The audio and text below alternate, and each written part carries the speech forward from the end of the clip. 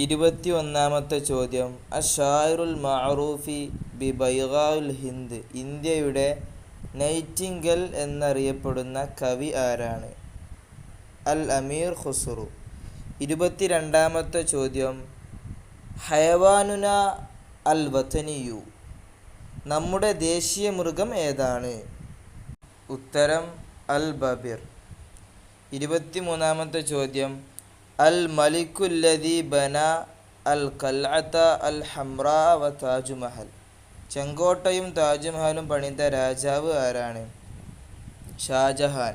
24-ാമത്തേത്. അൽ മലിക്കുല്ലദി ബന ജാമിഉ മിനാർ.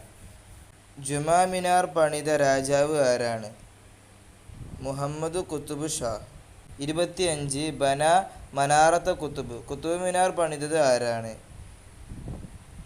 കുത്തുബുദ്ദീൻ ഐബക്. 26-ാമത്തെ ചോദ്യം. സ്വാഹിബു തഫ്സീർ ഫതഹുർ റഹ്മാൻ ബി തർജിമത്തിൽ ഖുർആൻ.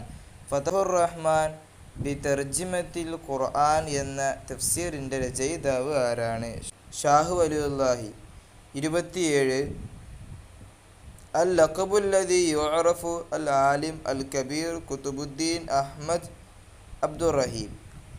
വലിയ പണ്ഡിതനായ കുതുബുദ്ദീൻ അഹ്മദ് അബ്ദുറഹീം അറിയപ്പെടുന്ന വിശേഷണ പേര് ഏതാണ്?